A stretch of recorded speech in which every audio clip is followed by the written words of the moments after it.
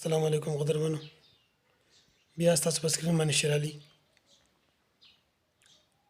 د یو مولانا صاحب یو تقریر مو واورېد د سګرټو د چرسو په باره کې ډېر مزدار تقریر دی تاسو یو نظر واورئ بیا به انشاءالله خبره کوم واورئ مولانا صاحب د تقریر یاد ساتئ د شریعت یو مسله ستاسو د وړاندې ږدم هر نشه اور سیز استعمالول دا حرام دي کل مسکر خمر و کل مسکر حرام او هر نشئی هر منشیات استعمالون کې سړی د الله رب العالمین په فهرستونو کې د شراب خورو په لیست کې موجود وي الله دې نه کي چې مونږ او تاسو د دې معمولی نشو د وجنه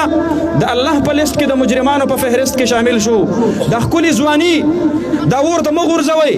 دا یو لوګی چې تاسو یې ګڼئ دا داسې ده لکه چې یو سړی د سرو زرو د هغې سونې ته څوک اور ورته کوي دا ستاسو ښکلې صلاحیت دا ستاسو ښکلې سټمنا دا ستاسو ښکلی وجود دا ستاسو ښکلې ځواني دا ستاسو امانت دی دا د الله امانت دی دې ځوانۍ ته په کور کې بوډۍ مور ناسته ده دې ځوانۍ ته پلار په انتظار دی نن چې هغه په بهر ملکونو کې د ملیشا په ځنګلو کې پنډ په سر باندې روان یو باران پې راکېږي ځوانه ستا دې ځوانۍ ته ستا پلار په انتظار دی زما بچی به رارسي ماله به دمه راکوي ته چې دلته په نشو باندې سر شي د پلار ګټه هغه څه کې د خپل کور لوښي لرګي او هغه ورله بیا خرڅې غلاګانې او غلطۍ دا کې بیا کې ځوانه داسې مه کوه ستا بوډۍ مور ستا بوډا پلار ستا رونه او ستا د کور خلک ستا بیبي قدرمون دا مولانا صاحب چې تاسو کوم واورېدو ډېر ښکلی حدیث وي ډېر ښکلی تقریر وکړو چې موږ خپله ځواني په سګرټو په لوګو په دې ځونو باندې تباه کړو بل چې هر نشاور څیز چې سړی استعمالوي نو دا به د الله به پرې رس کي د شرابیانو پرې رس کي لکه کم پرې رس کي چې شرابي په هغه پرې رس کي به دا نشاوري کم سړی چې د نشې استعمالوي نو موږ خپله غونډه ځواني ډېر هلکان ډېر ښکلي خلک ډېر سړیتوب والا خلک نشو لاړه تباه کړه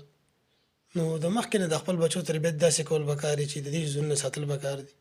که هغه ستا ورور دی که دې وراره دی که دې خورې دی که دې بچی دی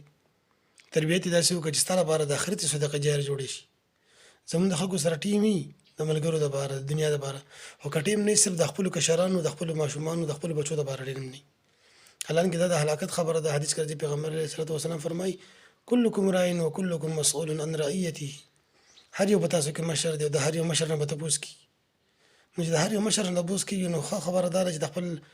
کشر تربیت داسې وکړه چې څه په ورځ د هغه انسان تپوس نه کېږي چې ستا دپاره ذریعه د نجات جوړه شي د هلاکت نه الله دې به رښته خبرو د عمل کولو توفیق راکړي او الله دې طاقت راکړي چې د خپلو کشرانو په ښه طریقه سره تربیت وکړو واخر دعوانا الحمدلله رب العالمین